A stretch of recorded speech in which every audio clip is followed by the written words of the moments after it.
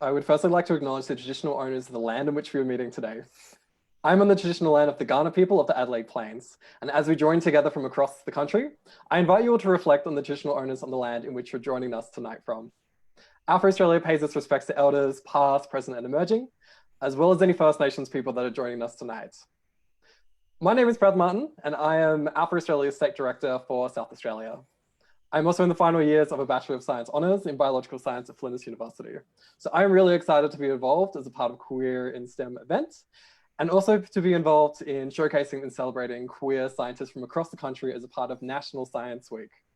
Tonight's speakers represent a sample of queer scientists from across STEM, that is science, technology, engineering, mathematics, and medicine. Now, before we kick off tonight's presentations formally, I'd like to explain what it is that we do at Alpha Australia. We're an LGBTQIA+ organisation with the mission of helping queer youth and professionals to be their authentic selves in the workplace through community events, mentoring, and showcasing queer role models like this evening. A key way that we do this is through our free mentoring program, Mentor Loop. Mentor Loop is completely free and very easy to sign up to. So if you're looking for advice in regards to your career, consider signing up as a mentee. And if you're a professional tuning into this event, please feel free to consider signing up on Mentor Loop as a mentor to assist young professionals to navigate the challenges of their early career journeys. And you can find more information on the Alpha Australia's websites. Now, tonight's event is co-hosted with Queers in Science, another amazing LGBTQIA+ organisation that aims to build community and improve support for LGBTQIA+ people working in STEM across Australia.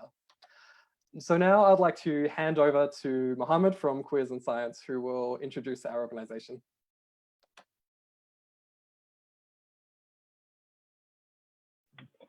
Thank you so much. Let me just get the our introductory slides up. Hi, everyone.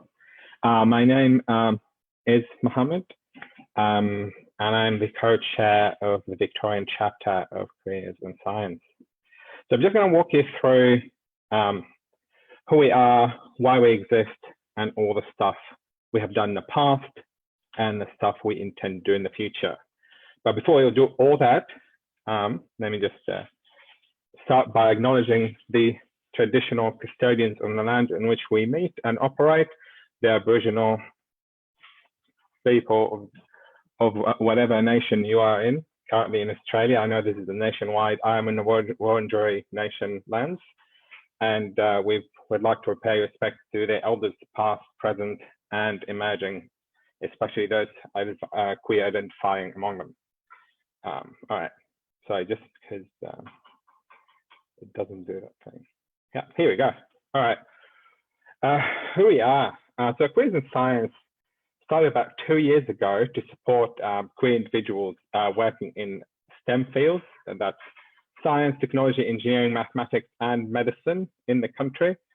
And we are currently living in the Walter Eliza Institute of Medical Research in Melbourne, and we have chapters all over the country, apart from the Northern Territory. We don't have one there. One day it will happen. So what we do is to foster and champion inclusion for queer people in STEM organizations and create inviting environments, because we understand how crucial that is for everyone, because everyone else is sort of comfortable where they work, so why not queer people? We have our vision pillars: visibility, advocacy, networking, education, and most recently, intersectionality. So this is our goal, or like this is the axioms on which we operate. So everything we do, we look through all these lenses to see whether it's our thing or not, from like an organizational point of view. These are pillars. So visibility is quite important, because people need to know that you exist to kind of give you your human rights. So we're trying to empower people, to tell them that it's okay to be out in the workplace. We showcase that we not only have our queer identities, but we are like excellent in whatever field we are in. We advocate within all those organizations to implement inclusive policy, because this is my own saying, policy protects people. There is never a substitute for good policy. Networking to kind of like build a bridge between professionals or across, whether it's academia or like STEM work outside academia, and kind of harbor long-lasting support and collaboration. Education, raise awareness, because sometimes things are the way they are not because of prejudice, even though that's the case sometimes, but sometimes it is just pure ignorance. So that's where education is key, and especially for an organization that starts in STEM. We like to educate people, whether it's hardcore science or hardcore queerness, we are here for you.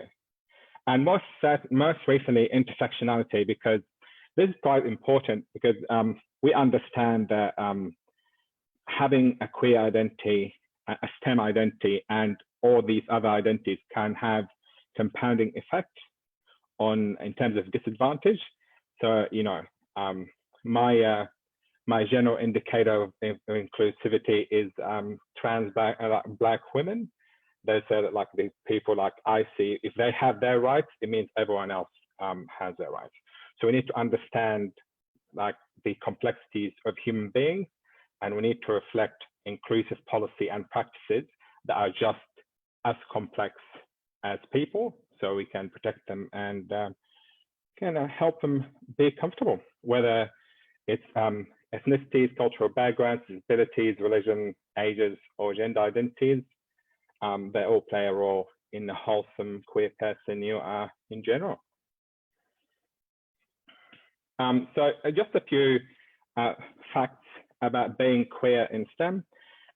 Queer people really struggle to be out in the workplace. And sometimes, especially in academia and other professional, let me just try and move this. Yeah, here we go. And other professional fields that they go into fields where they don't stay, because if you don't have inclusive practice, and if people are not out in the workplace or being comfortable, they're not going to stay. They will just be uncomfortable until they leave. And that also kind of echoes, it starts from a very early age, and it's echoed at university and workplaces. So at universities, that is very true. So you have a lot of my friends at university only came out after we finished, which I think is kind of unfortunate, because it was sometimes it's such a hostile environment, especially, for example, engineering fields, and, you know, fields that are not necessarily the most friendliest of places when it comes to rainbow people. Yeah, and as I said, like fulfillment, if you're not fulfilled as a human being, you're not going to be satisfied in your job, and you are less likely to perform well, and, you know, with good reason. And you need, like I said, you need a multitude of things to make people comfortable. So you need policy, you need guidance, you need resources that tailors specifically for queer people, because all the current systems in most workplaces do not include us, because they have a heteronormative lens on. I'm going to use a simple example. If you're like go and have fun on weekend, when you go in the workplace and asking everyone how their weekend was, and you want to say that you're hanging out with your partner, you are going to take a pause, and then you're going to assess the person who asked you that question, and you want to then, you know what I mean? So in a workplace as a queer person, you are always coming out over and over again with multiple people every time you meet them. Yeah, so that's also something to be like mindful of every time you're outside your own support circle. So what is inclusion? Well, inclusion is it's just you feel respected, connected, and you feel that you are going somewhere in general. So if you have the freedom to be who you are in the workplace, and you don't feel the pressure to be anything else, then you will feel included. If you have the same rights as everyone around you, you feel valued, then you feel included in the workplace, or even in like general spaces as well. All right, why in STEM? Well, because the world, mind me saying this, the world constitutes for like a lot more than the majority in STEM, which is standard practice in STEM. It's quite polarized, so you don't have the diversity, whether it's like race or gender identity and ability. All these things are not echoed in the workplace, as I said, and that is not because people don't want to be in STEM, but because sometimes STEM can be a hostile environment, and that's why kind of people drop out. So we need everyone. When we live in a world that is like complex, and we have modern problems like climate change, or like this new thing that's been going on for a while, we need all minds to tackle it, and we cannot be satisfied with one viewpoint. And because that's it's just like standard like scientific fact. The more you have like from different opinions, and the more like unique approaches you have, the more likely you are going to solve modern problems. Where we sit, we kind of like in the history of like queers and science, a lot of stuff happened during what did they call it? That little vote thing they had a while back. It was so that like people kind of used words like with marriage equality things, they were like it's all for the kids, and even though that has no scientific basis, because the kids are fine. Like kids with like same-sex parents are generally okay, and like there is nothing like unique about them that would like put them in a disadvantage apart from the fact that the world is a mean place. And we needed that scientific input because everyone else has their place. For example, the people in law had the unlawfulness of not giving people their rights, and we did correct the misconceptions that comes with sweeping statements that do not come from scientific fact. Rather, they come from like prejudice, misunderstanding, or just like plain old like kind of what do you call it, ignorance. Yeah. So we need to, this is where we sit. We need to correct all these things that have no basis in science, and we'll be like we kind of steer the debate away from people claiming it as evidence, because that's what we do as people and as scientists in STEM. What I've been doing so far is also showing solidarity for the Black Lives Matter movement and generally trans people of color, because as queer people, queer identity is political in its nature, so we cannot stand idle and watch other people be like subjugated or treated in the awful way that people have been treated.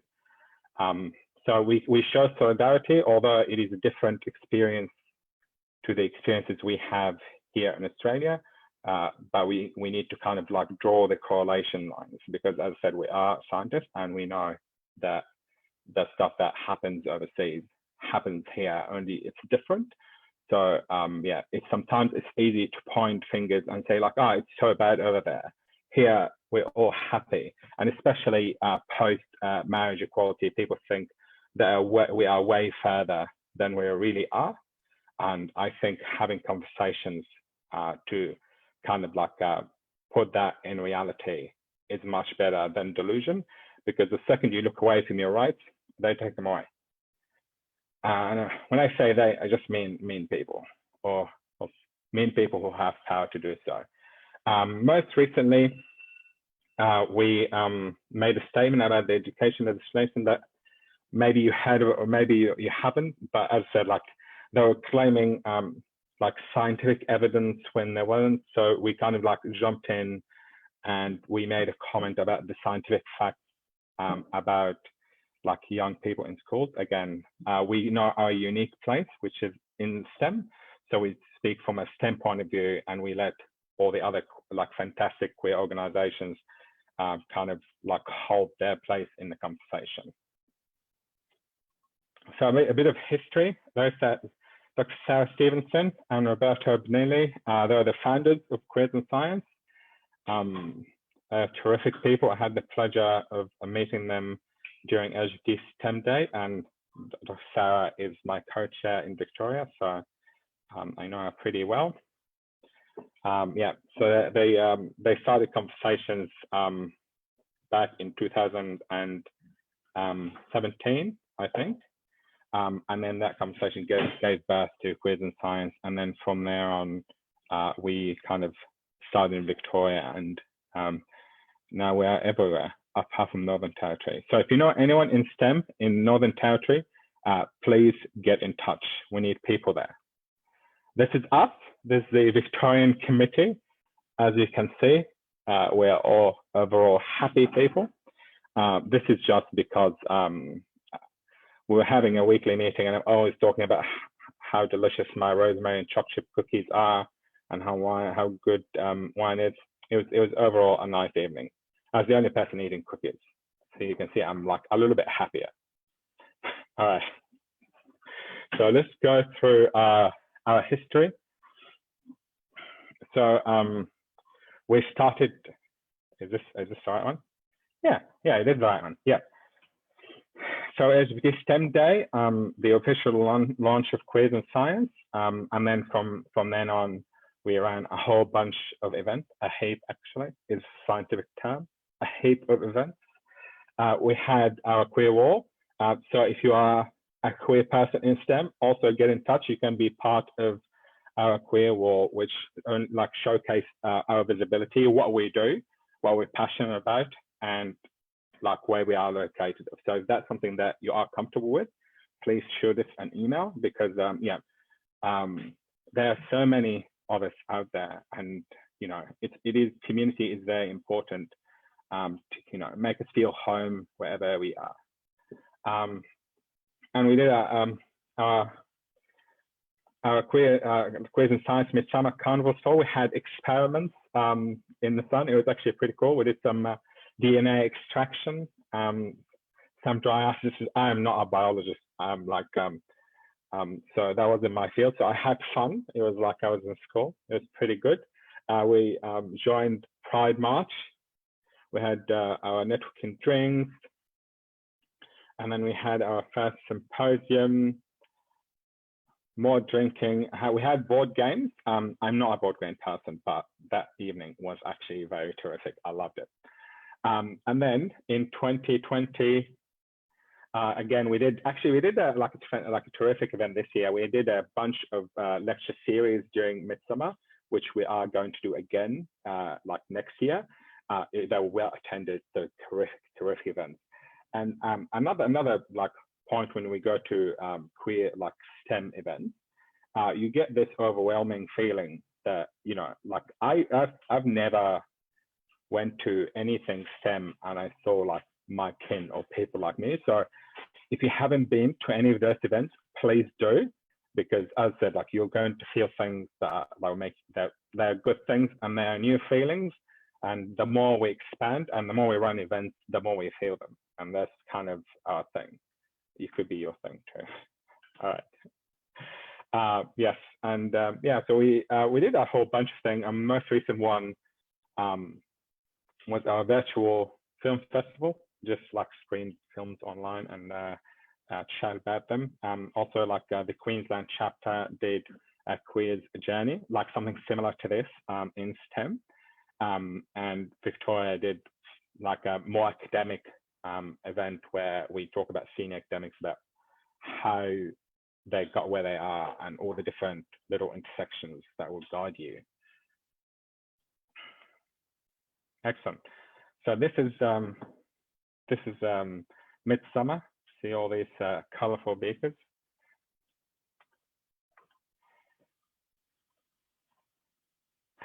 All right. Yes. Where is it? So just like sometimes it changes between PowerPoint and Zoom, so it just kind of skips ahead.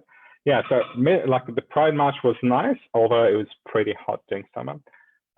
But you bring in an umbrella and you bring in a heap of water and potentially a chair, and you'll be fine.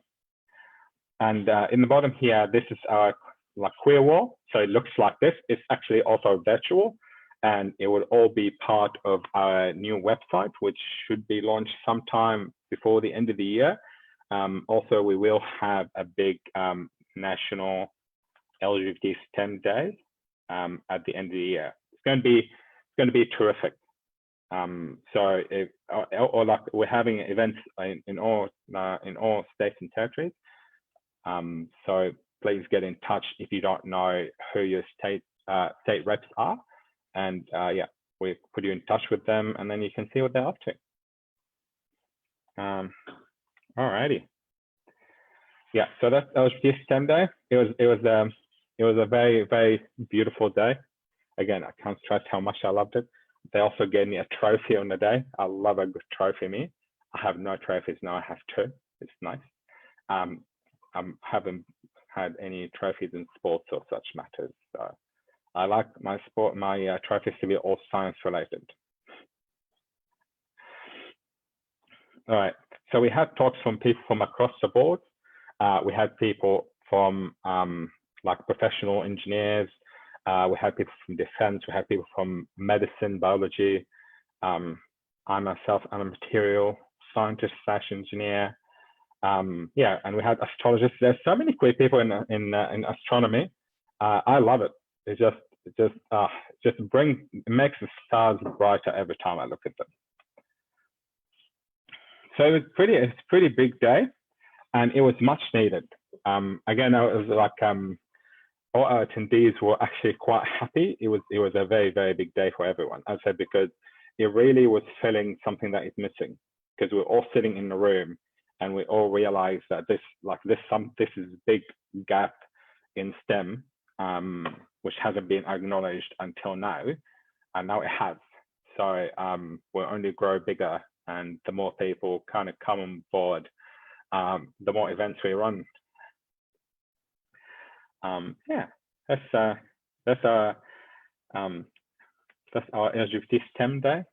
If you were there, yeah, congratulations. If you weren't, this year, although it's potentially going to be virtual, at least in Victoria, because yeah, things are not good. But one day we'll all be in the same room, and it's going to be a glorious day. So we have our national network now, again, in all states. So the thing about the national network is we have a like overreach national organization, and then that national organization is guided by the needs of every state. So we meet once a month and we discuss whatever state requires. So it makes sense. So everyone contributes to what we do. And if you are keen to be a contributing member, or even just if you don't know what we're up to, yeah, please hit us up, get in touch. We always want people on board. And as long as people are passionate, then there's always space for them. Yeah, so this is Queers in Science. This is what we do. Yeah, please get in touch and join us. Again, if you know anyone in Northern Territory, please let them know that we need to hear from them. Yeah, all right, that's everything in Queers in Science. Let me stop that screen share. Is it done? All right.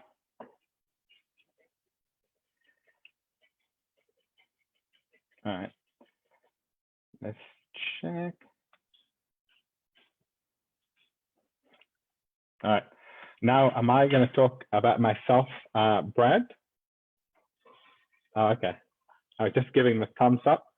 All right, I didn't make slides for myself because I felt that too many slides for too many things. So I'm just going to pull my notes and then speak to you from my notes. My name is Mohammed. I moved to Melbourne, I would say 12 years ago, if not more. I'm not sure. I have been here for a very long time. I came here because, one, it was very far away. no one can get on a plane and come and visit me, just so I can focus on science. Also because science is cool. But why am I in STEM is a bigger question. I've always been what you call in the human circles a big old nerd. I loved reading more than I loved, I don't know, chocolate milk, mainly because I'm lactose intolerant, but I love science. So I kept reading, and I always thrived on knowing things that other people don't. Like as a child, I didn't really talk to people because I wasn't really interested. Like, I don't know, it's just they had nothing to say that I wanted to hear, and books were far more interesting. And I made all the characters in my books and even in my science book queer. So it's kind of make your own adventure kind of childhood. So it was pretty cool. And I kind of transitioned into an undergraduate degree in engineering. Again, I was kind of tossing between physics, like hardcore theoretical physics, or engineering, but then in the end decided to do engineering just because I don't know, like physics is a little bit crazy. I read it in like my spare time for fun, but like, yeah, if I have to read physics every day, I don't know what would happen to me. I'm already nuts enough. And then I kind of did my honors, did my master's, and did my PhD in material engineering and material science. And the main reason why I love material science engineering is because it is like the science of everything. Everything we use, everything around us is made out of materials, from like, you know, plastics to alloys to electronics to phones. Everything is like, materials are so underrated because like it's very hard to hype up people about like a cool property in a material that recently been discovered. But then all these applications, whether it's like, you know, high speed switching, whether it's like, you know, passive cooling, all this stuff happens afterwards and we use it. And yeah, so it is the science of everything. And I love how we can alter things at a fundamental level, atom by atom, and then stack them together to make all technology better. So yeah, that's why I personally do it. Also, I love learning stuff and everything. One of those things that is the more you proceed in life and in your studies, I hope, the more you learn. And then the more you learn, the more you realize that you really don't know that much. It's kind of like this lifelong journey of being a little bit more than yesterday. That's kind of what I like to do. Yeah, and when it comes, if we kind of like move across about my queerness and STEM, when I first came here, I was being named Mohammed, being a little bit, what was my friend described me blackish. It's not okay to call people blackish, just saying, but like I took it as like a funny, fun thing to say. Yeah, so it was quite challenging coming here because there's so many assumptions that comes with like, you know, like race and that kind of stuff. So it was a struggle. So at the start, I kind of went back in the closet a little bit because like it was engineering. I didn't want to make fuss.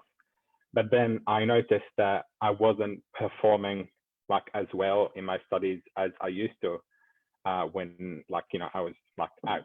So at some point I was like, I owe these people nothing.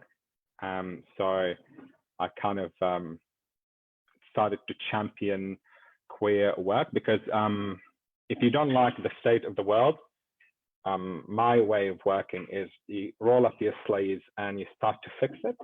And then I started to my inclusion work at RMIT in inclusion and diversity, and I was a queer officer at some point. And before that, I started the first with a few of my friends. Started the first queer in STEM. It's called Quest at UniMelb. So that was a long time ago. So it's like kind of tailored for queers in STEM. Yeah, and then yeah, inclusion work started. And then once you start the journey of equity, you don't stop, because the more you do, again, the more you realize that there's so many like deeply rooted issues that need to kind of to be taken out, whether it is with great policy or great debate. Yeah, change needed to happen. And again, if things are not moving as fast as you like them to, you know, roll up your sleeves and get in there.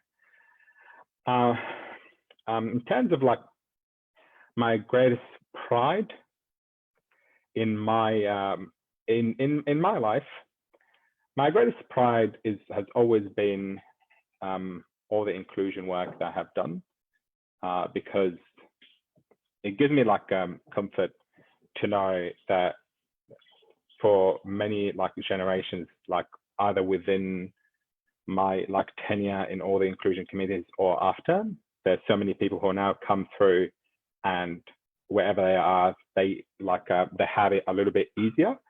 And again, that is very important. It means that we are going somewhere, because we don't want to always reinvent the wheel. So always leave your position, whatever you're doing, if you can, leave your position in a better state than it was before you were there. In terms of research, done some cool things. My big thing, I think, if you haven't seen it, it's on the Engineers Australia website. It's one of the materials that changes phase, and it acts as a passive climate regulator. So during the summer, it will keep the heat out, and during winter, it would keep the heat in. It's actually pretty cool how it works. So what it does is it just kind of uses that energy to realign itself entirely, and it will just have different properties. So it becomes like opaque to heat. Yeah, it's one of those things that it's like fine tuning of atoms that just it just gives me a buzz. The fact that we can change things at that fundamental level. Yeah, so it's nice to be recognised by Engineers Australia, and I'm always kind of like going from that work to the next big thing. So hopefully the future is a little bit bigger.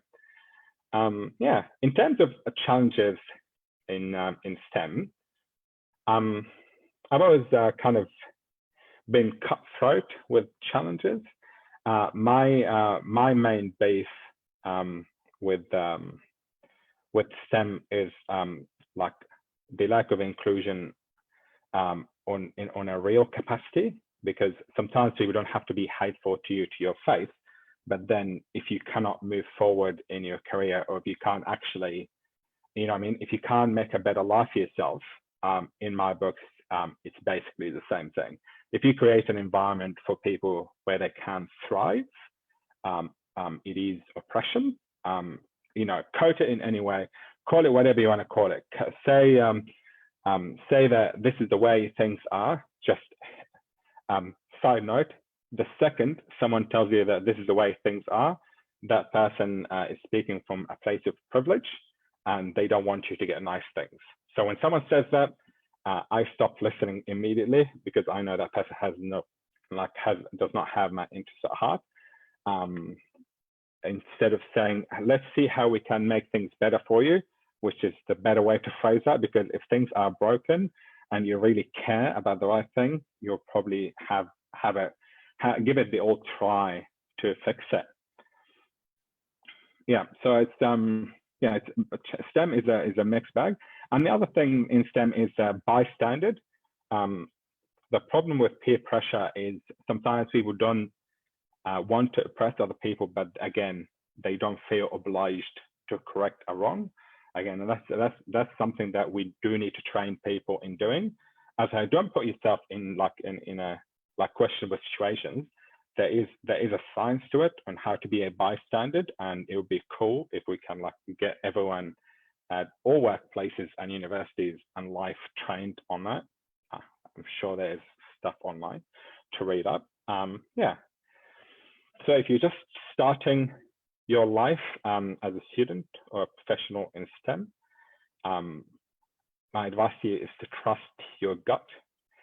If something doesn't feel right, if something doesn't feel comfortable, it's because it's not right and it's not comfortable. Don't, I know that it's sometimes it can be a queer thing to question yourself and be like, oh, maybe I am the problem. A healthy level of questioning yourself is fine, but if you know what I mean, like if you keep doing it all the time, you're not looking at the world with a critical eye, which is as someone in STEM, you know, being critical of the world around you is how you improve it. Nothing is ever complete or it's a final stages. Everything can be improved upon. And yeah, that's something that you should always aspire to. All right, and my I think it's talking for too long, but my concluding statement is pick the people around you and always repick the people if they're not the right people.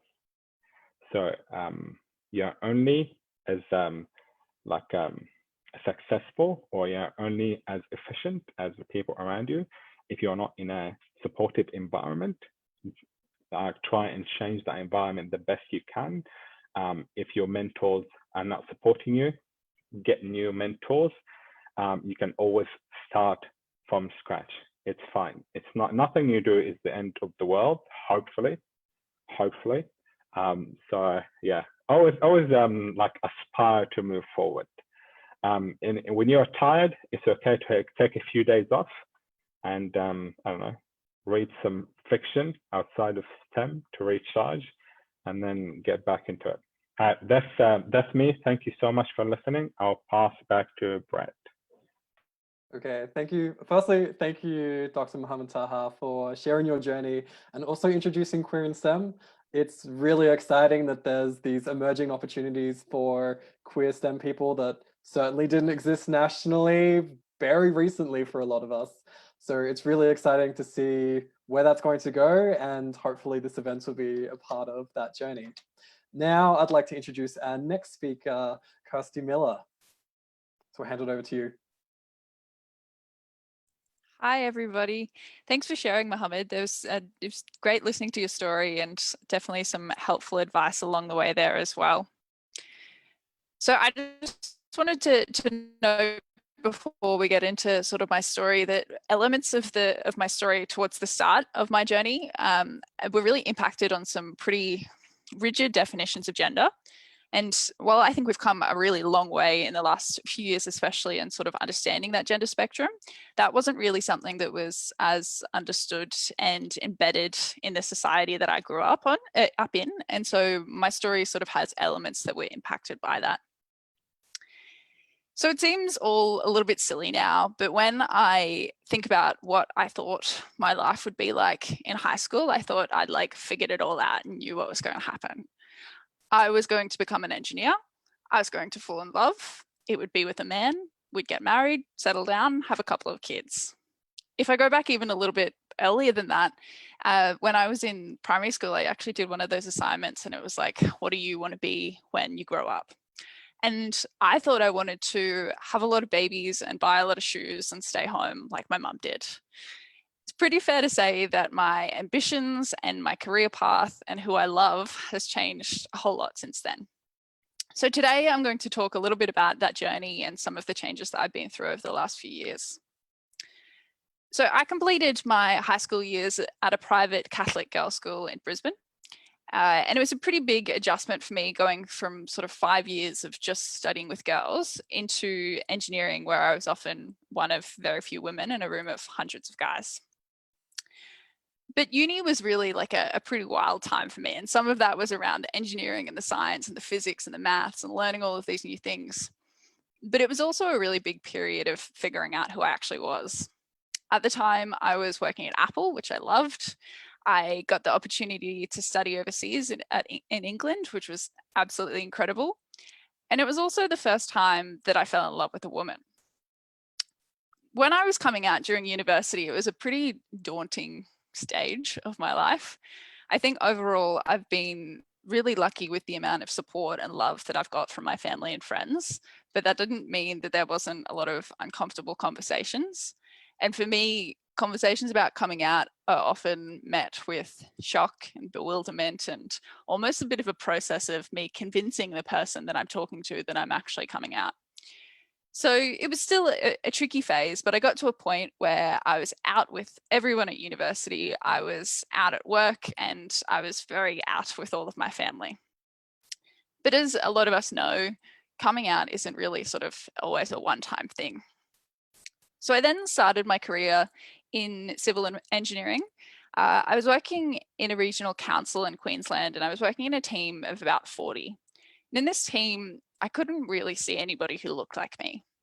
And what I mean by that is there was only about 3 or 4 other women in the team.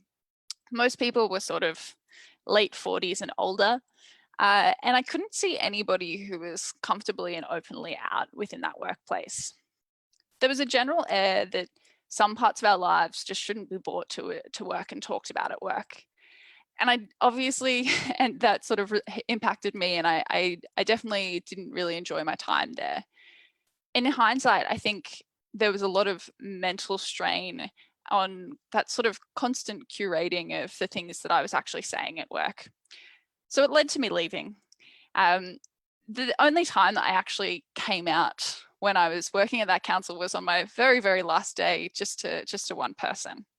And that's probably one of my very few regrets, is as much as I couldn't see someone in that workplace who was like me, I didn't give anybody there the chance to really get to know me. And I didn't give them the chance to really understand me and maybe accept me, or maybe not. And maybe that could have been an opportunity for education. I think that's almost quite a big shame. So I did this sort of stint in engineering, and then I was ready for a change. So I packed up my bags, I moved down to Melbourne, and I started a career in consulting. So I moved from the sort of the engineering side of things to more of the technology side of things. While my time at uni was all really about figuring out who I was, I think since then it's really been about sort of growing and developing and becoming a bit more comfortable in my own skin. When I joined Accenture, it was a really different experience. So you sort of get there day one, there's rainbows everywhere. All of the allies have little tags, so you know they're allies. You get introduced to the Pride Ally program sort of straight away. So it's a very different experience. But when I started in engineering, I never really thought I'd make the change to consulting. But I think the biggest thing that I've been able to transfer over, the biggest skill, is really the problem solving side of things. It's really hard to explain what management consultants do because we're always working on such diverse sets of client problems with different industries and different challenges. But I think the biggest thing that we really do is at the crux of it, it's problem solving. And it's helping clients work through solving their problems when they're going through some of the biggest challenges and changes. Over the last few years, I've worked with predominantly communications, media, and technology clients throughout Australia. And it's been really awesome because some of the projects I've worked on, I've really been able to see the work that I'm doing have an actual impact on the way that we as Australians work and live. And I think that's pretty cool. So after a few months of being at Accenture, I started to toy with the idea of coming out at work. I got more involved in our Pride community, which is Pride at Accenture. And I was lucky enough to get the opportunity to go over to Shanghai to attend our Asia Pacific LGBT Leadership Learning course. This was a few days of training. It was really awesome because there's sort of leaders from all over the world that attend. But one of the biggest takeaways that I had was the power of storytelling and the impact that sharing our stories can have on both allies, sort of taking action and taking a stand, but also on others within the community. So I got back to Australia and I sort of had this newfound boldness and this real readiness to really come out at work. So I started, and it sort of hasn't really stopped from there. Within the first few months of being back in Australia, I'd come out in a newsletter that went to all of Australia. A few months after that, I was in a video that went to a whole global company for International Coming Out Day. And there's been a heap of cool experiences that I've got to be involved in. We do quarterly ally calls, so all of our Pride allies can attend, and we focus on storytelling and also educational elements. One of my favorite ones, we focused on bisexuality, and myself and a few others shared their stories, and we talked about things like bi-erasure and biphobia and how they can occur both outside and within the community, and what we can all do to sort of take action to break down these behaviors. I think things like that have been really powerful opportunities. probably my proudest moment within working in the Pride at Accenture committee was actually earlier this year. So pre-COVID restrictions, we were all in Melbourne and all together celebrating International Women's Day. So we had about 600 staff who'd come together for the day, and there was a heap of different discussions and panels and topics that we covered. And one of them, I was lucky enough to present with our Pride at Accenture lead, Sonia.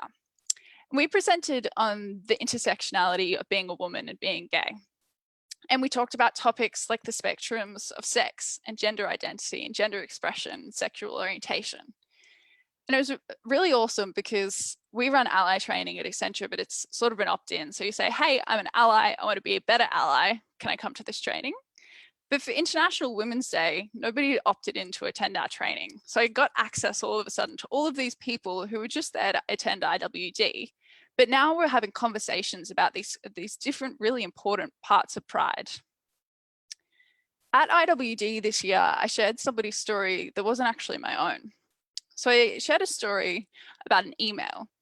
This was an email that I'd been sent a few weeks prior to IWD, and it was from a colleague of mine that I hadn't met yet. And the body of the email was completely irrelevant, but what was important to me was the signature of the email. In the signature, this person had specified their pronouns as they, their.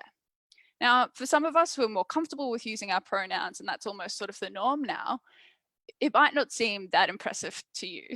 But for me, this was a really big moment because it was the first time that somebody at work had contacted me and said, hey, I'm here, these are my pronouns, please use them. And it signified to me that we were really creating a culture where people were really and truly comfortable to completely be themselves. So I spoke about this person. At the time, they was sort of early in figuring out how they wanted to navigate that experience for themselves at work. So I didn't share their name, but I could see them in the crowd of hundreds. And we presented on pronouns and how we can all be better allies. Since sharing that story at IWD, that person's been on a real journey, and I'm loving getting to see them sort of go on that journey.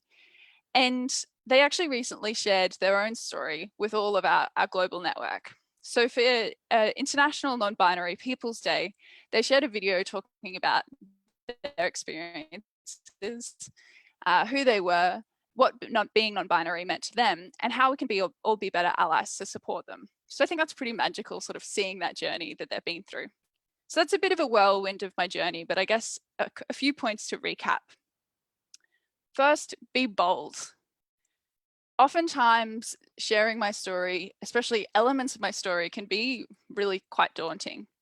But one of my favorite things about sharing my story is that when it impacts others and empowers them to share their own stories. Secondly, don't be afraid of change. My life might not be quite what I'd imagined when I was younger, but I can assure you all it's a whole lot better. Thank you all for listening. Thanks so much, Kirsty. That was a really inspiring journey, and it really emphasized the importance of visibility, both in terms of the workplaces and universities and places that we study and places that we live, but also the importance of sharing our own journeys so that other people are also lifted and make a more inclusive environment for everyone. And now I'd like to introduce our next panelist, Peter Priskik. I'll hand it over to you now, Peter. Thanks for that, Brad. Hi, everyone. Sorry, I'll just share my screen with you. Fantastic. So today I'm speaking to you all from Lutruwita, Tasmania, and I want to acknowledge the Muwinina and the Palawa peoples as the traditional owners and custodians of the land, sea and waterways that I work and live on. I want to pay my respects to their elders past, present and emerging. And particularly, I want to pay deep respect to the Indigenous mutton birding groups, which I'm very fortunate to work with. So I'm Peter Priskik. I'm a PhD student at the Institute for Marine and Antarctic Studies. And I study the impact of plastic ingestion in seabirds. So I'm particularly interested in what are the health impacts of eating this dangerous and new material. So the photo that you're seeing before you is something I made for my lab mates, partly because I love this concept of queering your work and queering your science. And secondly, because I think it has a deeper meaning. So the plastics you see before you have all been fed to a seabird chick by its parent birds. They've mistaken it for food. and fed it to their children. And those birds are Laysan albatross. And we've talked a little bit about intersectionality, and today I hope to sort of talk to you about how these worlds have all kind of collided around me. Birds, plastic, and queerness. So on some islands where these birds live, up to about 30% of them actually make same-sex pairings to raise their young. And so I love that, because I think as a biologist, you look to the natural world for guidance and to understand yourself a bit better. And so knowing that, you know, these seabirds share similar traits to myself is really comforting. So I'll do a quick overview of, I guess, my journey. And it's surprisingly been very centered around regional areas and remote places, which I think for queer people is a little bit daunting. We know that regional places are maybe not the safest, or maybe don't have the greatest sense of community. So I went to high school in a small town in Western Australia before moving to Melbourne to study at La Trobe University. And I studied zoology and archaeology. And archaeology, I thought on reflection, might have been a weird choice, but now I'm studying plastics, which is the stuff that people will leave behind. And archaeology is the study of the things that we have left behind. So when I was there, I was doing a lot of field work. I'd travel back to WA over the summers and work on remote beaches with sea turtles. And then I would travel to maybe the Great Barrier Reef and do some field work there, again, on these really remote places. I then moved to do postgraduate studies in Launceston, Tasmania. And now I'm here in Hobart doing my PhD. But one big thing I noticed when I moved from Melbourne to Launceston was the lack of queer people. In my undergraduate class, it felt like everyone around me was queer, and I'm really privileged to be able to go through a cohort that was like that. But going into postgrad, I noticed there was a drop in those numbers, and I did feel quite alone and isolated there. And I think that kind of speaks to before what we were talking about, which is, you know, that retention of queer people in STEM is difficult. So the photo you see here is of Lord Howe Island, which is my fantastic study site, where I go each year to study shearwaters, a type of seabird.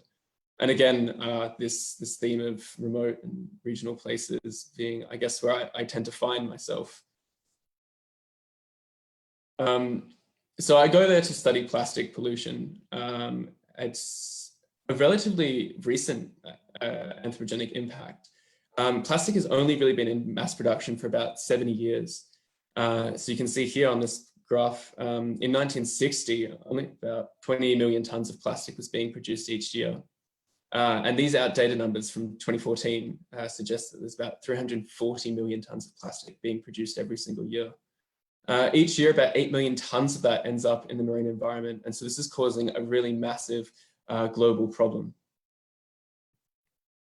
And so again, these worlds colliding, a story that really sparked my interest was this one. These gay swans in Austria attacked humans to protect their adopted baby, a plastic cup.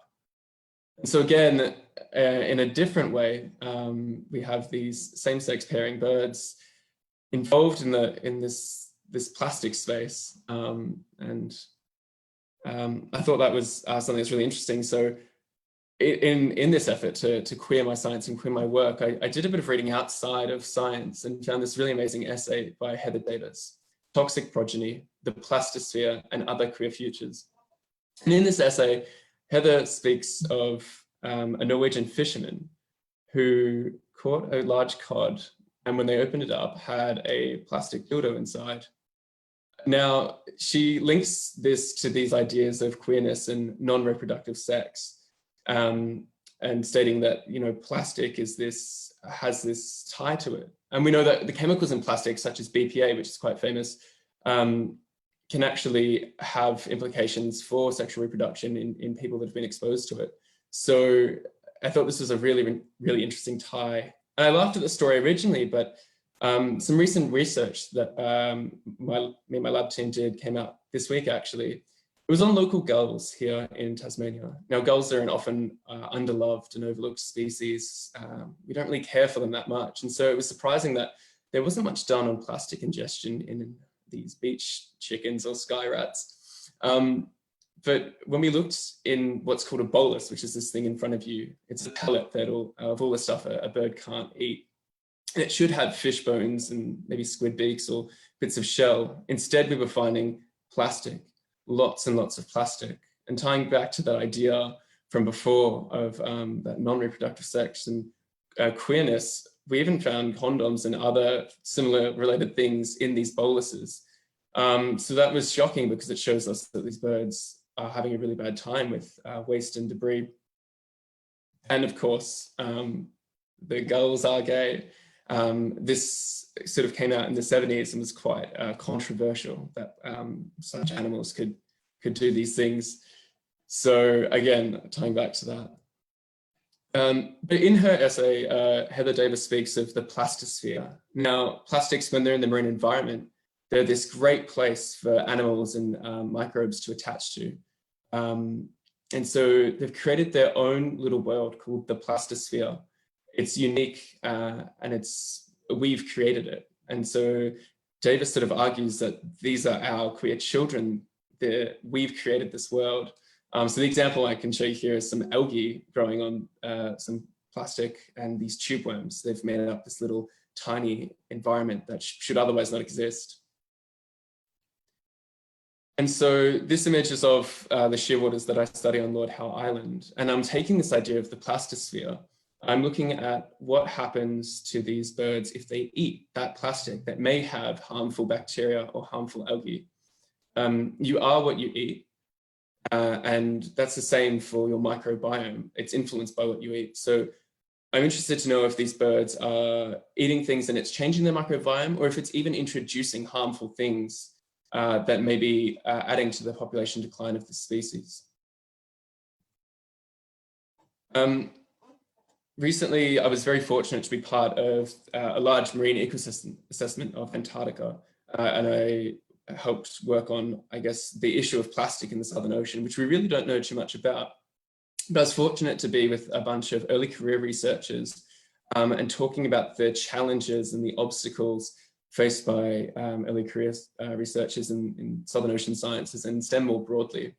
And one of the things we really talked about was having that sense of community and having that, a place where you see others and see yourself. And so in this paper, we encourage diversity within this marine sciences, and also to get in touch with organizations like, Queers in Science, or the one we speak about in here is Queers in Polar Research. So, just like these birds here, you've got to find your flock. And there's significant challenges, like I said, about being queer in science. For example, for me, getting my PhD scholarship wasn't just about wanting to do that research, but it was a financial safety net. Everyone always tells you when you come out, you need to have some money put aside, or have a friend's house to stay at in case things go wrong. And because as an undergrad, I think many people rely on your parents or your family to support you. And if you break down that relationship, it can be a really scary and stressful experience. And so I found myself working maybe that extra bit to try and get that scholarship because I had a vested interest. So I think that's something that universities don't always often talk about. But I think I'm running out of time, but I'll end it there. And hopefully maybe I've helped you to think about, queering your work as it is, and looking at those connections between, your queerness and the science that you do, and encouraging you to stay in STEM, because like we said before, we need those diversity of ideas and viewpoints. Thanks. Thanks so much, Peter, for sharing your research with us. As someone else who's also studying biology and in a similar field, it's really fantastic to see how you're connecting being queer to your science and then being able to communicate that with everyone. I think it's absolutely fantastic. And now I'd really like to introduce Vas Panier as our next speaker. Over to you, Vas. Hey, so I am on my iPad and it might take me a bit to share my screen. So please bear with me while I do that. But okay, it's got this whole process that it wants. that I have to go through to get it to sign up.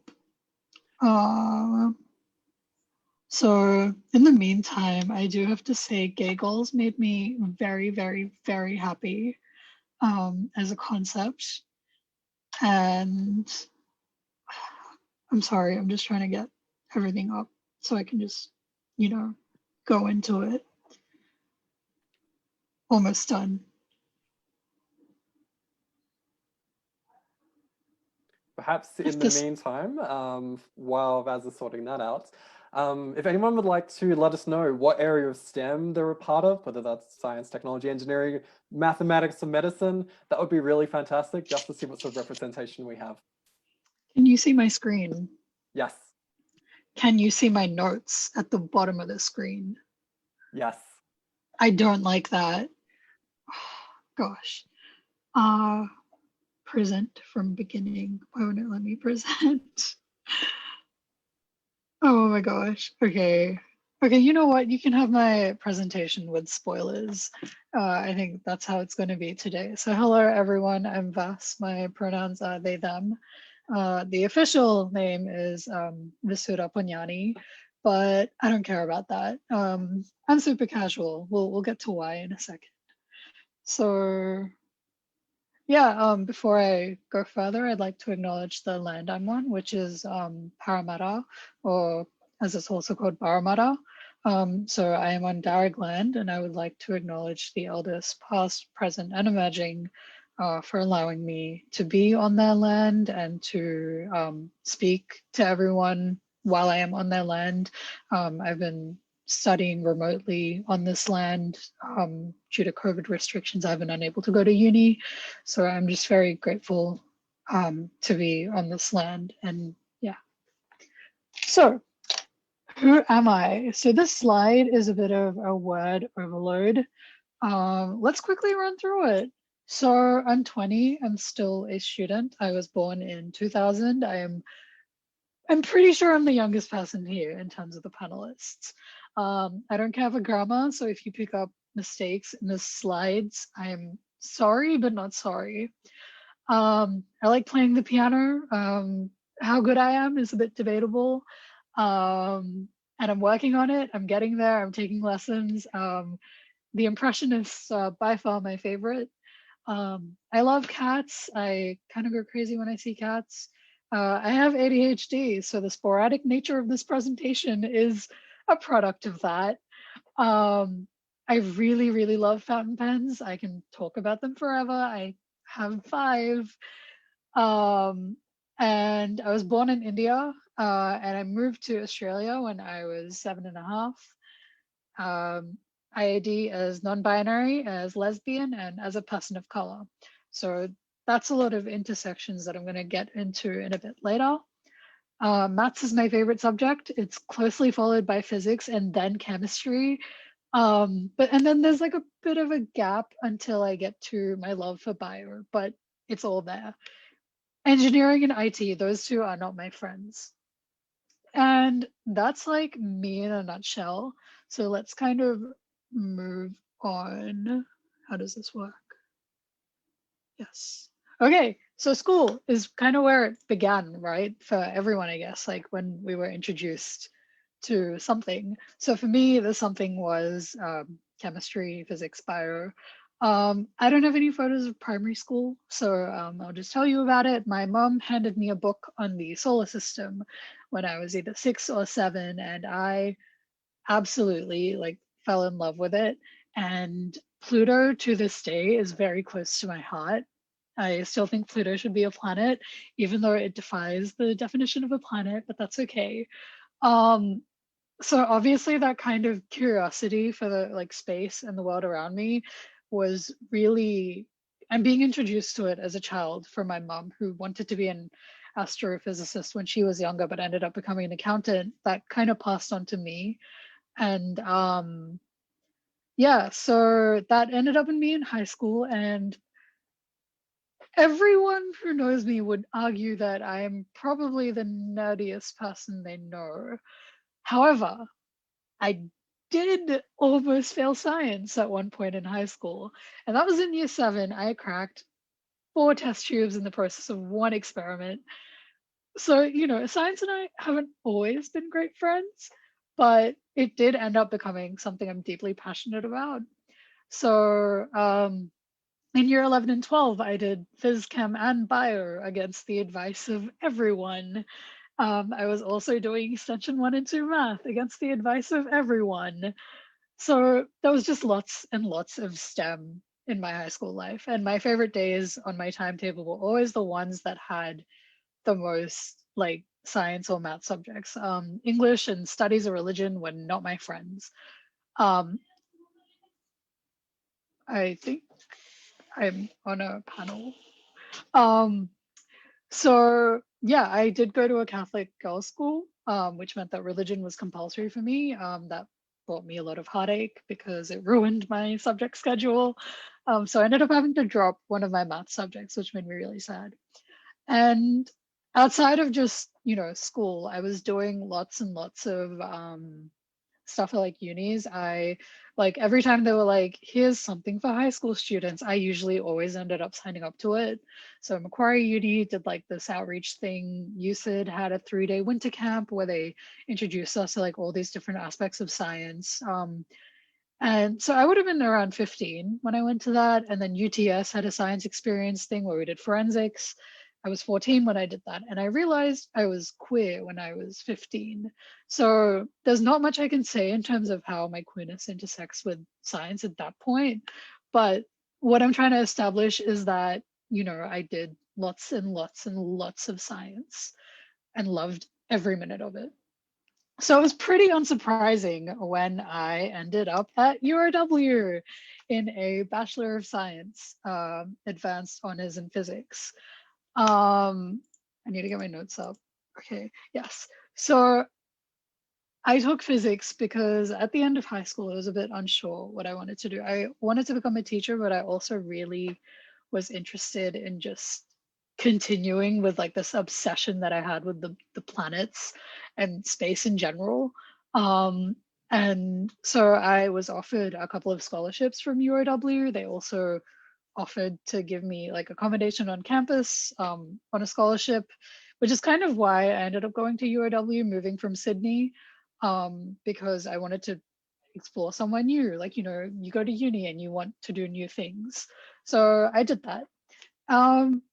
Overall, when I think about it, my first year in 2018, fresh out of high school, I loved like, hold on. Yep. I loved like every science thing I was doing. So obviously in a physics degree, you can't do physics without the math, like they're synonymous. You can't do maths without the physics. Actually you can, but in that degree, you know, you couldn't do the maths without the physics accompanying it. So, and then I took a chemistry elective just for the fun of it. I took another physics elective for the fun of it, and that focused around climate science. And a lot of people so far have spoken about the climate and the human impact on things. So that was really fascinating to me as well. So I also became a society executive for physics, which was pretty cool, right? Like for the Physics Society. So I was really involved with everyone. But the one thing I did find was that there weren't many people like me. There weren't really people who looked like me. There was predominantly white dudes that were there. And you know, of the Indian people that were there, they were all guys again. And the second thing was that no one was queer. No one was outwardly queer. And STEM kind of has this culture sometimes where it's like a boys club. I'm sure that phrase gets thrown around in finance. I've had it thrown around in finance. It gets thrown around everywhere. Like everything is a boys club until the boys deem it not cool enough to be a boys club. So yeah, so I'm kind of speaking about URW in the past tense. You would expect that I was still at URW, but I'm not. I ended up having to take a gap year. And a huge reason for that was because my mental health has not been great for like the past 7 years. And going into uni, I underestimated how living alone would make it worse. So I ended up dropping out of uni Well, I went on a gap year, I didn't really drop out. So I took a gap year in 2019, which led me to do a lot of thinking. So next slide. So yeah, this is kind of like, these are like the two major things I did in my gap year. I did not gamble. The photo there is not because I was gambling. The photo is there because I was working for an online casino. So I'm not going to get too much into it, but one thing I will say was that the environment was super cool in the sense that there was a trans guy who was working there, and HR sent out an email to everyone letting us know that so-and-so is trans. This is their name. Sorry, this is his name. These are his pronouns. Use them. If you have a problem, take it up with HR.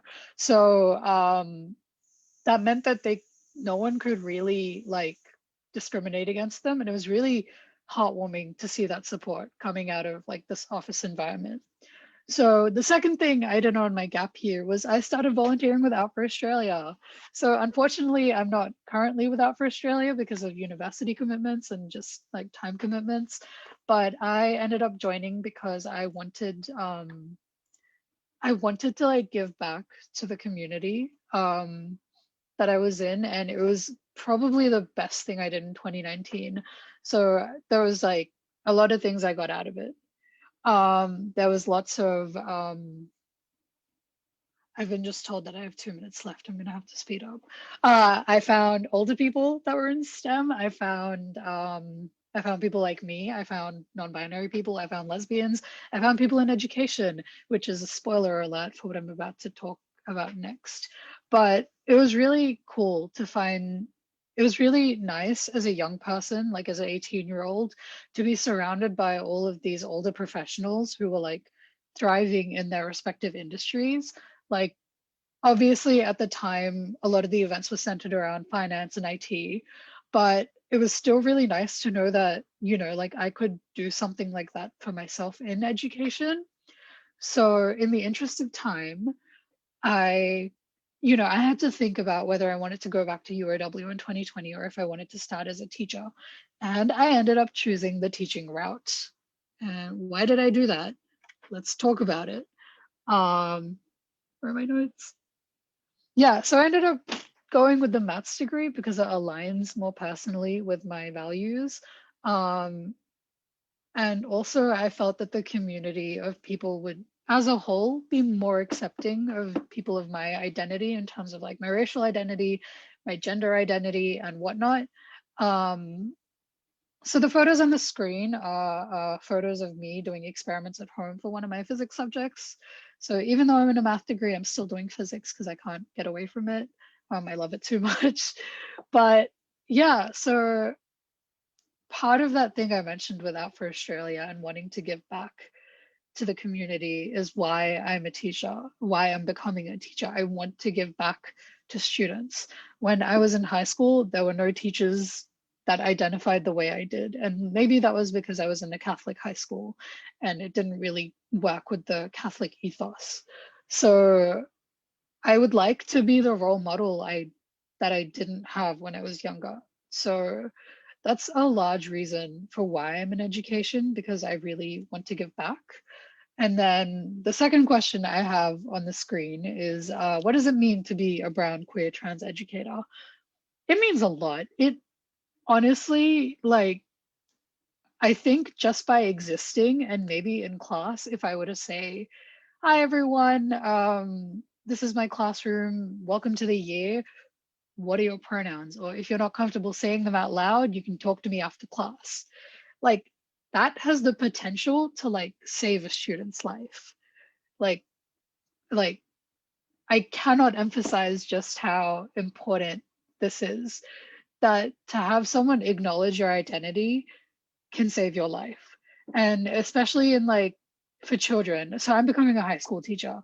For high schoolers, like high school is such a like tumultuous time where you're like working yourself out, you're trying to learn who you are, you're trying to learn 8 subjects in the same year. Like it's ridiculous. So just to even have like one teacher kind of on your side can make a really, really, really big difference on the whole matter. So that's a really huge reason for why I switched to education. And the math side of things of my degree, I find that people are still kind of pricks.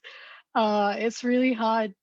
Like it's mostly guys in math, you know, like obviously there are the girls as well who are doing it for teaching or for engineering, but obviously they're the minority in the degree. So there's still a lot of guys, there's still a lot of jokes being made like, oh, that's so AIDS, bro. Like who says that in 2020? And there's a lot of like, oh, that's so gay, bro. Like you still hear these things and these ideas, which is again like a large part of why I switched out of physics, because that culture was unsafe for me. I didn't enjoy it. I didn't feel safe in it. So I guess that being said, about the importance of visibility and support for trans kids, I'd like to wrap up with, if I can, hold on, I'm sorry, I need to get to the next slide, except things are blocking out. Yeah, so I want to talk about what I'm doing now, and that is that I am very, very angry. I am unsure if everyone's seen this today. Please drop a comment or a message in the chat to acknowledge if you've seen this. If not, Mark Latham is introducing a bill which prevents teachers, counselors, or the school environment to validate or affirm a trans student's identity. This is like infuriating for me as a future educator, especially when you consider the motivations I have for going into education. I want to be visible for students to feel comfortable speaking to me or to their peers, right? But this bill is directly against what I want to do, like what my ethos with teaching is. And obviously, like I have other reasons to teach. I want to make math more accessible. I want math to be more diverse. I want to show girls, I want to show queer people, I want to show the regular guy that, you know, math isn't just this rote learning thing. But I am truly, truly very angry seeing Mark Latham's bill. And just to hear that, you know, in 2020, I have the chance of like my like rights as a teacher being rescinded like this, and the rights of the students being rescinded like this is very, very terrible. So I do have a call to action, and that's either going to Equality Australia or change.org to like either sign or send a letter of like condemnation, is that right? To like just say no, don't do this. So I unfortunately don't have the links on hand, but you can find them if you do a quick Google on change.org or Equality Australia, which is where the screen cap is from on screen currently. But please, please support your trans kids in schools, because we will be the ones that are going into your STEM field or your admin field, as someone just said. Like it's so crucial that, you know, we give students the support, as like give queer students the support right from the start, because as Christy said, she didn't find a lot of support until she got to Accenture. Like imagine if, sorry Christy, I'm just using your name very gratuitously, but like imagine if you had the support in uni, in high school, just to have the freedom of expression, even if you might not have ID'd as queer then. Just imagine the beauty in that. So yeah, closing remarks. I'm angry. I am a future teacher. I don't want the kids attacked. Unlike, you know, when the plebiscite was happening and they said that this is putting the kids in danger. It wasn't, but this bill is in fact putting the kids in danger. I don't want that. So not really sure how to end on this, but please, please, please, please, please either spread awareness about this or like petition against it, or, you know, talk to me about it. And I'm sure there's going to be some way to contact me at the end of this. So I'm going to shut up now and I'm going to send it back to Brad. Cheers, everyone. Thank you for listening to me.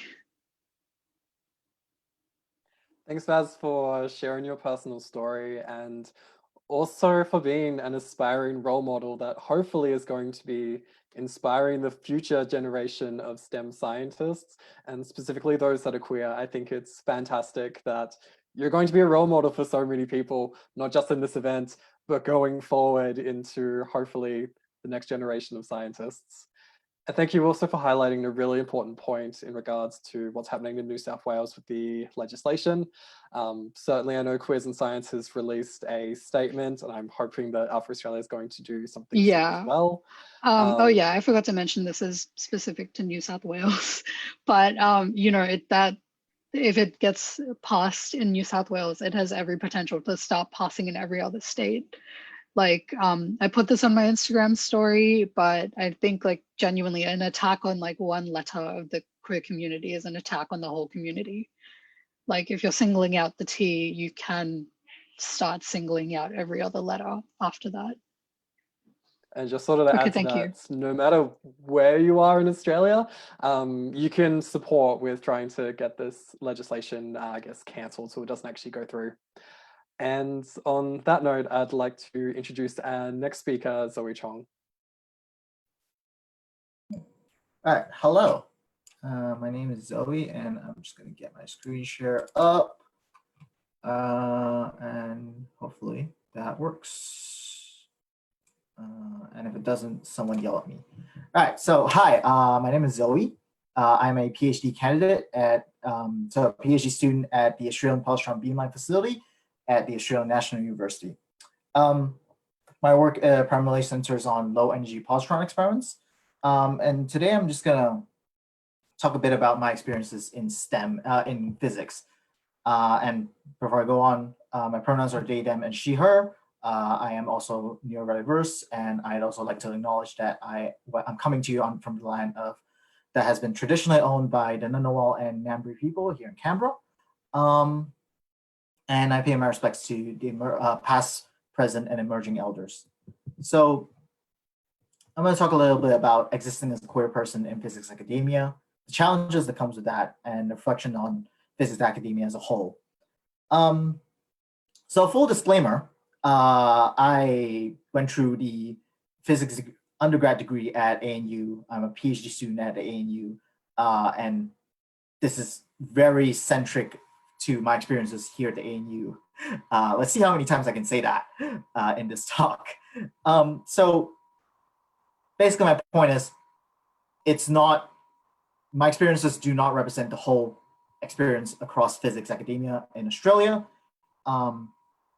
And with that, let's talk about what I've faced, I guess. So it's important to note that physics as a whole, as a field, it has a really well-earned notoriety of being dominated by cis men, in particular, cis white men. And it's still like this in a lot across Australia, but it is somewhat slowly changing.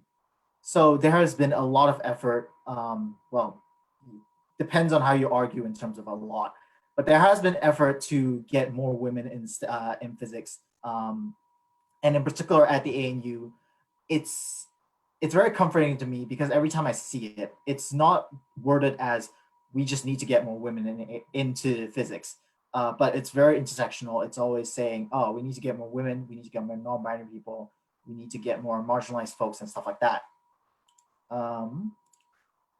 And so with that, it's very comforting to me that change is slowly happening. Well, I'll talk a bit more about that later. But in terms of being visibly queer in physics, first thing to go off, it's just like in real life, it's going to be a bit bittersweet through no fault of our own, and being dominated by cis white men, cis-het white men in particular, in physics. You're probably going to be, if you're visibly queer, you're probably going to be the only visibly queer person in your department or even in your school. And, you know, it's safe in the sense that it's safe to exist as a visibly queer person relative to, you know, existing as a visibly queer person in some Asian countries. There is a lot of work to be done still, but again, I'm a lot more hopeful, and I think it's slowly starting to change. And on the note of being probably the only queer person in your department, you might also be the first visibly queer person in your department, which is something that is the case for me. I am the only queer person that I know of in my department. I was also the first queer person first PhD student who got their gender and their title changed inside the university system itself. So I went through the process of getting my gender marker and my title in the system changed to mixed and non-binary. And that's somewhat cool to say, right? I'm the first at something. I also think it's really kind of sad that I'm the first. Like, it's 2020 and you have the first non-binary person in research school of physics. Well, first publicly out and very loud about it, PhD student. So it's kind of sad, but also it's kind of cool to say, oh, hey, we're here now. We can exist in these spaces, in these academic spaces, and slowly starting to change the culture, those kind of things. And the other thing with my experiences being queer in physics is that, going off of what a lot of people have already said in this panel, representation really matters, right? Most of us queer people in STEM, or in particular in physics, in my experience, I never knew anyone who was queer in the academic staff, or the higher, more senior undergrad members, or postgrad students. Like, sure, there were one or two who were in the closet at the time and didn't realize they were queer, or whatever it was. I didn't see any really publicly, visibly out and really loud about it, queer people in physics. And in some sense, that I think that also contributed to me not finding out my gender or my sexuality as early on as I should have. I got there, but it was I just had to get there on my own. And so now I get to do it. I get to be this really loud and public person saying, hey, you can be queer and you can still be in physics. You have a career. Well, career may be too big of a word, but you can exist as a queer person in physics. And I think that's really, really important. And an anecdote with that for that is, when I was really, really early on in my transition, I was in honors and I was out, but I wasn't medically transitioning yet. I was just really insisting on my pronouns with everyone, even though I was really masculine presenting, which, that's a whole other topic. But the point is, just by existing as myself, just by being super loud and super insistent on my boundaries, I got 4 other honors course mates to come out to me privately, and as some shade of non-trans person, or non-heteronormative sexuality person, words. And a common thread across all of it was, they said they didn't realize they could talk about their personal lives at work, or at in physics. And like what someone else has said, I already forgot, sorry, it's just jumble of people and faces and words at this point. But representation matters, and that being your true self really matters. Like, and what Muhammad has said just then, being able to be your true self and being authentic helps with your work so much. Did I get messages? So that's sort of my experiences being queer in physics. And so now I'm just going to talk about a bit of the challenges that I've come across. And so one of it is, just like in real life, physics academia is still just like real life. It's real people. There's some people who just don't get it, who just, they just don't. For a variety of reasons. But it just means there's work to be done. But that is a challenge. And I think at the very least, I don't, as a trans feminine person, people basically see me as a trans woman. Just a really, my voice is super deep, but sidetracks. Basically, my point is, people will be somewhat respectful. They won't harass you. They won't hit you. At least in my experience, in super general terms. And there's still so much work to be done, basically. And the other thing is difficulty with title changing and gender changing. So when I tried to get my gender changed in the university system, and my title changed, that took way too much way more paperwork than it really should have. It took me 2 or 3 months, and it's been fixed now, like, in terms of like I had a lot of communication with the people doing these sort managing the system basically, but that really shouldn't have taken that long, and it was somewhat irritating. And I think that I have 1 more minute. Cool.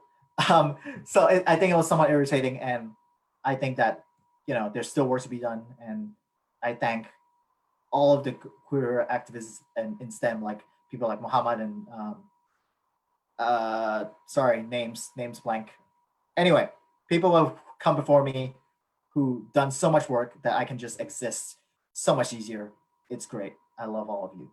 And, you know, lastly is us existing as queer people.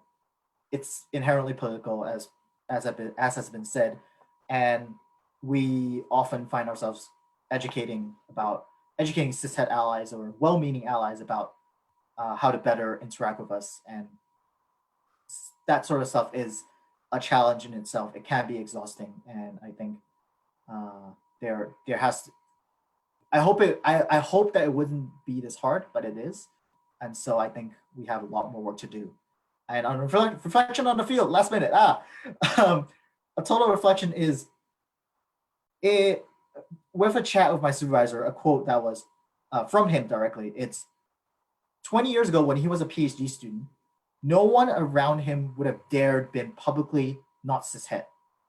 And so my point with that is, I think we've come very, very far in terms of queer representation in STEM and in particular in physics, but there's so much more to do and there's so much more work to be done. And I think we just keep pushing and just keep existing, and it will work out at some point. And that's all me. Back to Brad. Thank you. Thanks so much, Zoe. I think your story is really important for highlighting some of the challenges that can exist, especially in the uni systems, where you're potentially the first one coming out in whatever section of diversity that is. But it's really fantastic to hear how great things are getting and becoming for the community as a whole. And I'm really excited now to hand over to Aina Musova. Thanks, Brad. Hello, everyone. Brad, can you tell me that my microphone is working, just so that I know it does? Yep. Okay, cool. Awesome. So hello, everyone. My name is Aina Musayeva. So I'm going to tell you about my journey in science and maths, starting from the very beginning. I don't have any slides, so I'm just going to talk and you can just look at my smiling face. I actually loved maths even before school. So in preschool, I remember my mom had this kind of logic puzzles, and I was like, oh my gosh, what is this black magic? And also my dad was a chess coach, so he got me to do chess very early on. So doing these mind puzzles and all of that stuff was pretty much my entire life. And reflecting now on why this was really interesting to me, I think it was mostly the joy of discovery, right? So you kind of try to understand something that hasn't been understood by you before, and through this you have this exhilarating joy of discovery, and that's what kept me going in science for this long. And actually in high school, I wanted to do either applied maths or astronomy, but my parents were very adamant. I come from Russia, and we have lots of parental pressure similar to, you know, Asian parents or Indian parents. So you just do what your parents tell you to do. So they wanted me to do an economics degree so that I could go and work at the bank. So I did an economics degree, which I didn't enjoy at all. And after that, I got married, moved to Australia, had a child, and got divorced, all within like maybe 2 or 3 years. And then eventually I sort of sat down, and now I was in a different country, and I thought, you know, it's time for me to sit down and decide what I want to do, not what my parents want to do. And this is when I realized, okay, I have always wanted to do science, so maybe I can enroll in my, you know, in a degree. And that's exactly what I did. So I decided to do a Bachelor of Science at the University of Sydney to do maths and physics. And as I think Vas has said, you know, when you do physics, you have to do more maths than physics. if you want to do astronomy, you have to do even more maths and physics. So you have to do like an entire degree before you even get to think about doing astronomy. So that's what I did. And at the time, I was wildly unprepared for it. And what I mean by that is, first of all, my daughter was 1 year old. I was in a country where I didn't know anybody.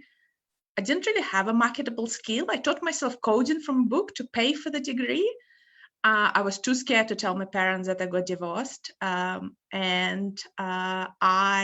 was a long time ago when I did maths. So I was like, I don't even know how to sum vectors, you know, or like simple things, changing a subject in an equation or solving a quadratic equation. And I remember actually coming to my first year calculus course, and we had this task of solving a quadratic equation. And I asked my tutor, how am I supposed to do this? And he's like, well, using the quadratic formula. And I'm like, what is that? And he looked at me. I think if he could, he would have decomposed into the constituent particles. But after that, I went on to still finish my degree. And then I went in to do honors, and then actually eventually a PhD. So at the time, so when I was finishing up my Bachelor of Science degree, this is where my first reflection on the intersection between STEM and queerness comes from. So I didn't have, just like many of you have shared, didn't have anyone out. So there was nobody who I could see. And moreover, I remember very distinctly this conversation we had, like in the first or second year, we were having a lunch with a bunch of people from my class. And one person said, oh, did you know that such and such professor was gay? And then they kind of proceeded to have this discussion in hushed tongues. And it wasn't mean. It was just that they kind of discussed it as if it was some rare disease that you weird yourself out with. Because imagine this conversation would have happened. They wouldn't say, oh, did you hear this professor is straight? It's like, okay, what kind of conversation is that, right? But suddenly, like, so I thought, I never, ever want any of these people to talk this way about me. So I never came out. And actually, it was not until pretty much the end of my PhD that I came out. But after I did my honors, I decided to continue my studies to do a postgraduate degree searching for a rare type of black holes in galaxies far, far away. And I absolutely loved it. So even when I started doing my undergraduate degree, I was like, oh my gosh, this is so awesome. I can't believe I waited for such a long time to do it. And it's the type of a feeling that, you know, you kind of finish your research during the day. So it's kind of like a job, right? And then you actually go home and take it home with you, not because you have to and you haven't finished something, but because you actually want to. And it's, again, this thrill of mining for treasure, right? Except that the treasure is the knowledge of solving the mysteries of the universe. And I remember, so through this degree, I had to process some data from, so in astronomy, sometimes when we look for black holes, we kind of have to have a very, what we call high spatial resolution. So you have to see lots and lots of details on a very small scale. So one of the ways it is done is telescopes from all over the world look at a particular point up in the sky, but they kind of have to be really synchronized. And then it takes a lot of time to kind of synthesize this data together to understand what is it that you're actually looking at. And to do that, I had to actually go and visit a researcher at Montreal in Canada. And I remember after 4 weeks of processing the data, finally getting my first image, trying to understand if there is actually a black hole there. I was walking home and I thought, oh my gosh, this is so amazing. You know, like I'm in Montreal trying to solve something, see something that no one has ever seen before. And by the way, with these telescopes, you can actually, it's such precise measurements that they can even track, they have to take into account the movements of the telescopes, the movements of the continents. Thanks for that, Brad, yeah. And still, by the time I finished my PhD, I didn't see any queer people in my circle. And then it turned out actually that there were some.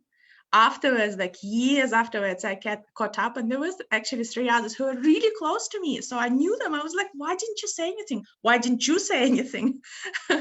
So I guess it's not like a very good environment. So actually, when I finished my PhD and decided to leave research and go into the industry to work as a data scientist, I thought, that's it. I'm done hiding. I'm just going to be out all the time, covered in rainbows, so that other people don't have to do the same. And what I'm doing right now is essentially using the same scientific methods, but instead of looking for black holes, I study people's behaviors. And I love consulting because it's about helping communities.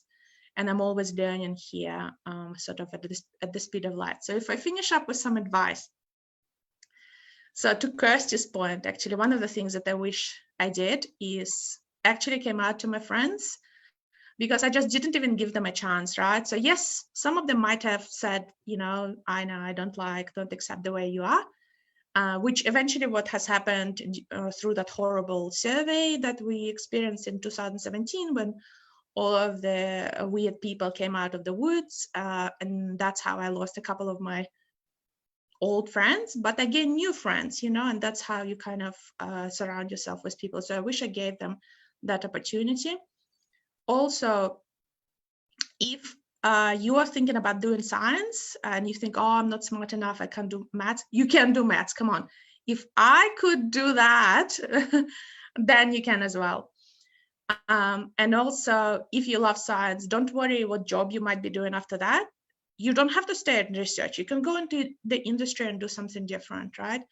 And one advice that I really loved from my supervisor, Sean, is at the very beginning, he told me, he said, Aina, if you're thinking of staying in research, there is a chance that you won't. So I want you to know this before you even start your PhD, that the chance of you becoming an academic afterwards is very low, because just there are not enough jobs.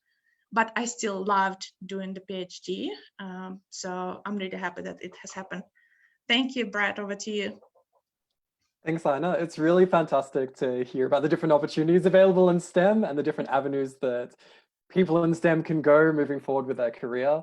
And also just to echo the importance of visibility in STEM and the fact that as queer people, there's probably a lot more queer scientists than what we think, which even this event is sort of demonstrating. So last but not least, I'm really excited to hand over to Daniel Boland. Over to you, Daniel. Hello.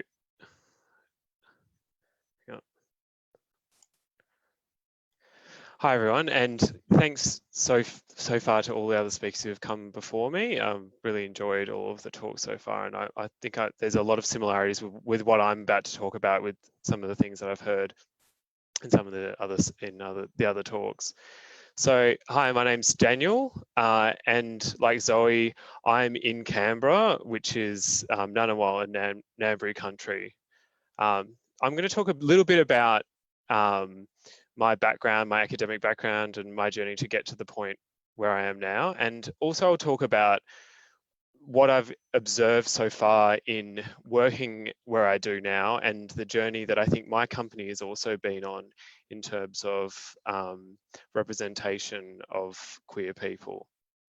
So I grew up in Perth. I studied undergraduate, I did a double degree in engineering and arts. I studied environmental engineering and I did arts, majoring in Japanese. At the end of that, I moved over to Sydney, where I did a PhD. It was in civil and environmental engineering, but really the topic was environmental geochemistry. And when I was preparing for this, it's been a while. So I finished my thesis like 7 years ago, and if you were to ask me about it in detail, I'm not quite sure I could talk about the intricacy of it. So I actually went and looked up some of my old papers to see how they're going. And that one there is that I've put up, that's similar to the title of my talk of my PhD, where I was looking at chemical transformations in iron oxide minerals, looking at chemicals would exist in the environment, and the way that they transform and the geochemical conditions under which they happen. And specifically, I was looking at the way uranium moves in the natural environment and the way that it might be taken up by iron oxide minerals. So I did that. That picture there is just a photo of some of my samples. Sorry, no, it's not a photo, it's an electron microscope. It's from an electron microscope. So I finished my PhD, and which I really enjoyed as well. But by the end of it, I realized that academia was probably not a career path that I was wanted to go down. And so I ended up getting a job at WSP, which is where I still work now. Oops. So we are WSP is actually a global, it's essentially a global engineering services company. That map there just shows all of the places where we exist. We specialize in quite a wide range of fields, from transport, property and building, energy, and environment. And specifically, I'm in the contaminated sites team. So I collect data from the environment, from sites that have been normally contaminated by some kind of former industrial use, to see whether or not they need to be cleaned up for people to use them, or for new places, new buildings and new developments to be built, essentially. So I started off in the Sydney office, and then a few years into my career, there was the opportunity to move to Canberra, where I am now, to look after the team, the contaminated land team here. So I'm part of a team of about 5 people. I look after it. And if for anyone who knows Canberra, we have a rainbow roundabout, which I've got a photo of there, which was installed to celebrate the victory in the marriage equality survey. And there's also a light pole on it. And my fun fact from today is that light pole, which was installed for, it was meant to be temporary, but ended up being so popular that the ACT government kept it. That was designed by lighting designers at WSP. So we're also contributing to the queer history of Canberra and Australia, I guess. My career, I'd say my career highlight so far at WSP, actually this ties in nicely what Aina was talking about. Last year, I was able to go to Montreal, which is where our head office is, on it's a global exchange program that we run. And highlights were visiting, on the left-hand side, the inside of the Canadian Parliament House while it was being renovated. WSP is working on that project. And on the right-hand side, there's my host on my last day, when they gave me Montreal Canadiens jumper and beanie as a farewell present. But I guess something that I think WSP and the engineering industry has come a long way in over the time that I've worked here is representation, visibility of queer people. As so few people have alluded to already, engineering fields have a stereotypical representation of especially white cisgendered straight men. And this is traditionally an intimidating environment for queer people to work in. But so I guess what I'm keen to talk about is how far I think I've seen WSP come. So when I first joined 6 years ago, I don't think there was never any mention of any queer days of significance. There was never any mention of things like Mardi Gras happening or anything like that. At the beginning of, I think it was actually the marriage equality survey that inspired some employees to action. Not that anything particularly bad happened from the company's perspective, but we saw that overseas in the UK, they'd set up an LGBT network, and some people in the Perth office decided to get it started in Australia. And so this is something that's been warmly embraced by the company. So our network's called VIBE, which stands for Visibility in the Built Environment. And we run visibility events, and we advocate for LGBT people within our company. And so I've just got a few photos here of some of the events we've had. Up there is the Wear It Purple being celebrated in the Canberra office, which has been hugely wildly successful, I think, in terms of the amount of people. I think essentially what's happened is that there was a whole bunch of people, both queer people and also allies, who were keen to show their support for LGBT people. It's just that the avenue didn't exist previously. And by having the network, it's given people an opportunity to show their support. And on the right and bottom right is a photo of WSP having its own float in the Perth Pride Parade last year, where I think 60 people or so from the office took part. And then more recently, I've been involved in an organisation which has started, which is more of an engineering industry-wide push for a network of LGBT people, and we're called Interengineer. If you want to hear more about it, there's information on the Engineers Australia website, and there's a mailing list to sign up to. Something that Engineers Australia are supporting. And we're aiming to form a network between different engineering companies, but also focus on workplaces, for example, where, I mean, I work for a large company, so we have the opportunity to have a network, but smaller STEM businesses don't necessarily have the same opportunity or resources to do that. And we're also focusing on regional and remote workplaces.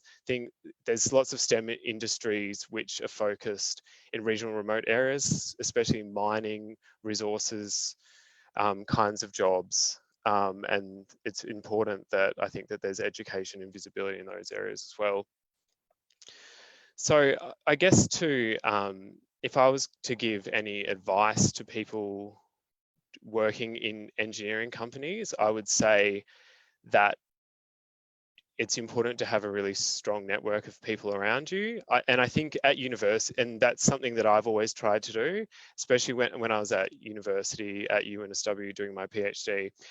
And I also did a little bit of research, and I've now noticed that I think at UNSW there's actually a queer engineering society called ENGIQueers, which that didn't exist when I was there, but I'm happy to see that exists. And then also within workplaces as well. And that's the importance of things like networks, but there's outside of your own company, if that doesn't exist, there's places like the QIS, Out for Australia, and hopefully Interengineer, which can act as a way for people to have networks. And the other thing, I guess, that I've always tried to do is to look for mentors and also role models. Something that a lot of the other speakers have talked about is that there's often not many visibly queer people within STEM fields. So it can be a bit lacking of trying to look for mentors. Personally, that there are some senior queer people at WSP who I look up towards, but I think that we can also, it's not just queer people that we can look to as role models. So something that I've always done is look at senior people who have something potentially about their career journey or about their life that I relate to, or people that act in such a way to promote diversity and inclusion as an ally and a straight person. And I've definitely found myself looking up to those kinds of people and trying to enact the same kind of things, because I think, and again, as some of the panelists have said, we're creating the environment for the people who are coming up after us. So